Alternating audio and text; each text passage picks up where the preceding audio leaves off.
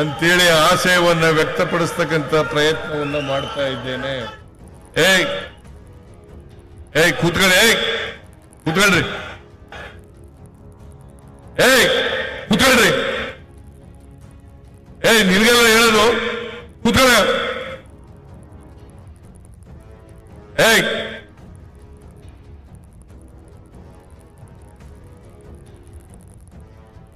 ಯಾರವನು?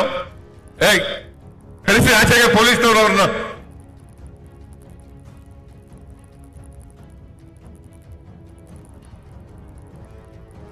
ಪೊಲೀಸ್ನವ್ರು ಆಚೆ ಕಳಿಸ್ರಿ ಅವ್ರನ್ನ.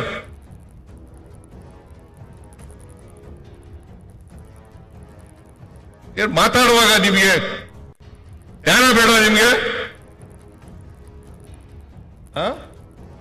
ಅದು ಬೇರೆ ವಿಚಾರ, ಅದು ಬೇರೆ ವಿಚಾರ.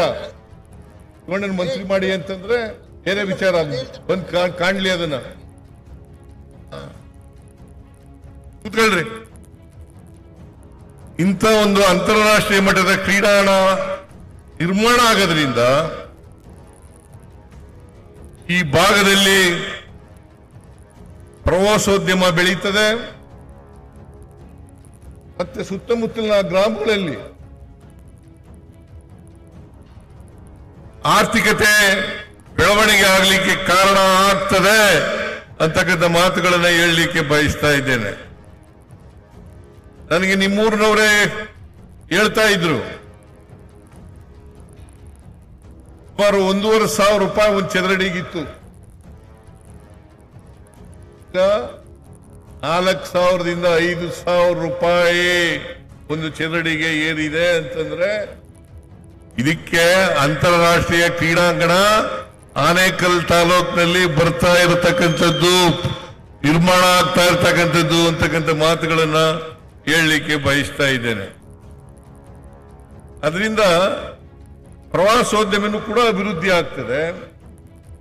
ಜೊತೆಗೆ ಈ ಭಾಗದಲ್ಲಿ ಆರ್ಥಿಕ ಬೆಳವಣಿಗೆನೂ ಕೂಡ ಆಗ್ತದೆ, ಉದ್ಯೋಗನೂ ಕೂಡ ಸೃಷ್ಟಿ ಆಗ್ತದೆ ಅಂತಕ್ಕಂಥ ಮಾತುಗಳನ್ನ ತಿಳಿಸಲಿಕ್ಕೆ ನಾನು ಇಚ್ಛೆ ಪಡ್ತಾ ಇದ್ದೇನೆ.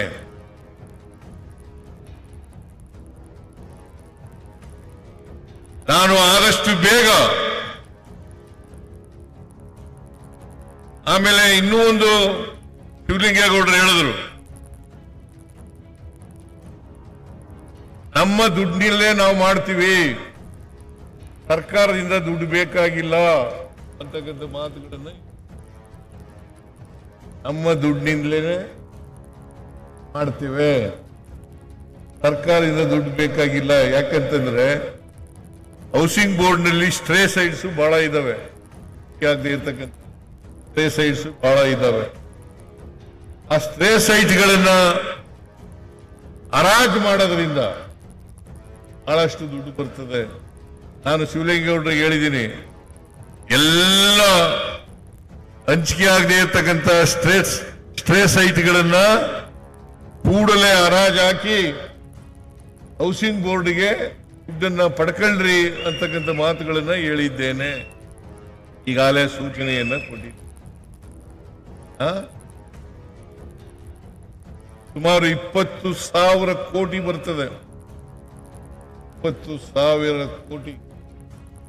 ಅದರಿಂದ ಈ ಸ್ಟ್ರೇ ಸೈಟ್ಗಳನ್ನ ಮಾಡ್ತಕ್ಕಂಥದ್ದು ಅತ್ಯಂತ ಅವಶ್ಯ ಅಂತಕ್ಕಂಥ ಮಾತುಗಳನ್ನ ಹೇಳಲಿಕ್ಕೆ ಬಯಸ್ತಾ ಇದ್ದೇನೆ.